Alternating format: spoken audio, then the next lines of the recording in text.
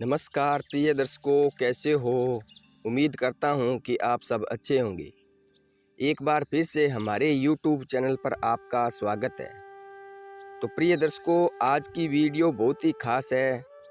आज की वीडियो में हम बताएंगे कि मंदोदरी ने आखिर क्यों की विभीषण से दूसरी शादी।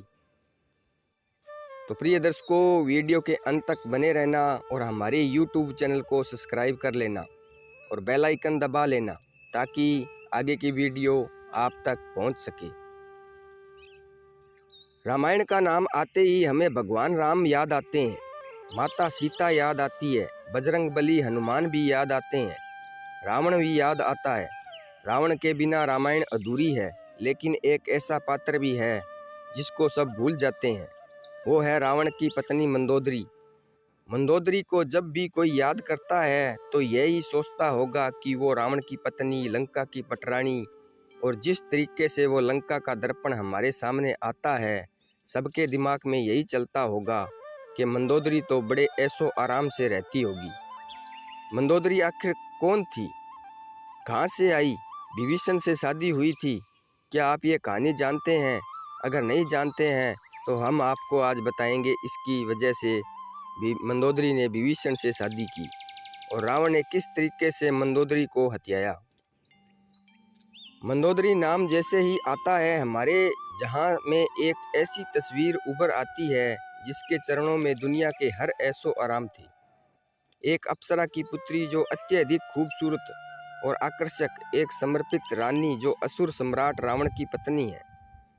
सोने की लंका महारानी मंदोदरी रामायण की कहानी का एक पात्र जिसे ठीक से समझा नहीं गया है।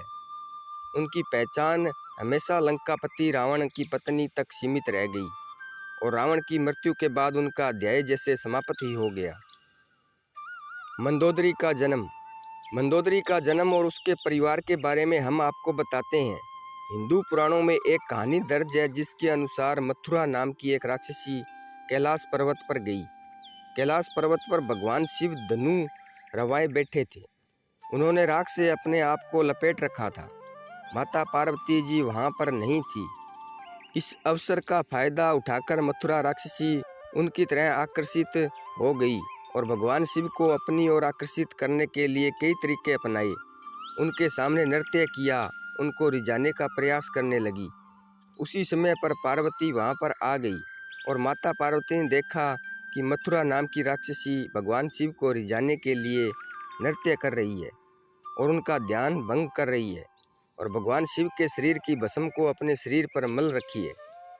इसको देखकर माता पार्वती गुस्से में आ गई और उन्होंने उस राक्षसी को श्राप दे दिया।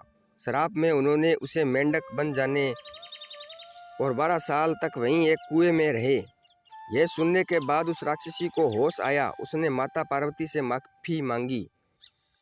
माता पार्वती ने कहा, अगर तुम भगवान शिव की आराधना करो तो ये पाप कुछ कम हो सकता है और 1 साल बाद आपने इसी रूप में आ जाओगी।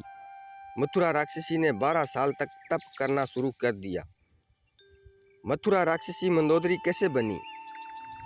असुरों के देवता मायासुर और उनकी पत्नी अप्सरा हेमा के 2 पुत्र थी, लेकिन वो चाहते थे कि उनकी एक पुत्री भी हो।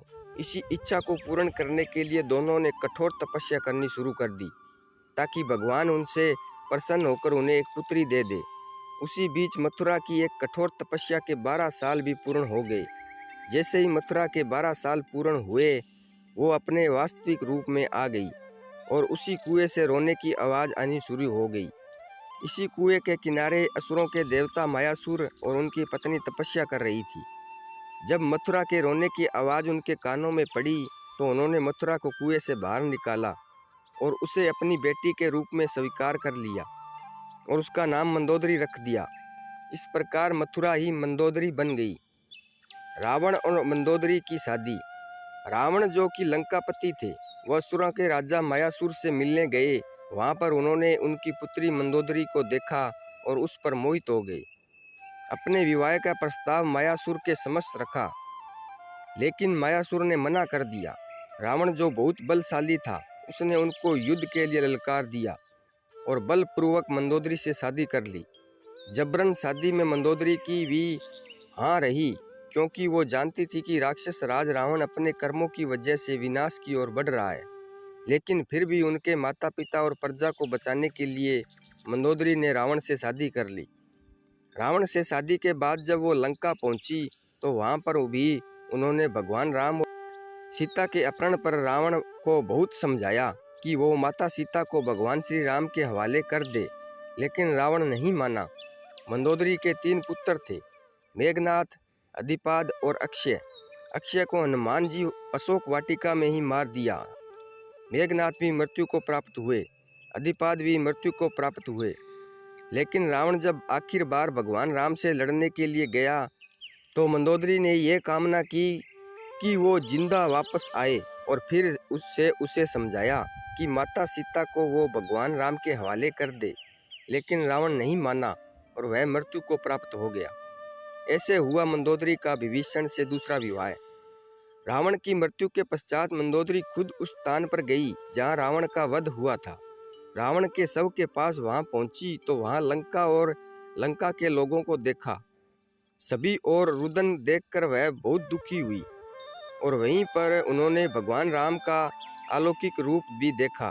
भगवान श्री राम ने मंदोदरी से कहा कि आप लंका का राजपाट संभालें, क्योंकि विभीषण को वह लंका का सम्राट बना चुके थे।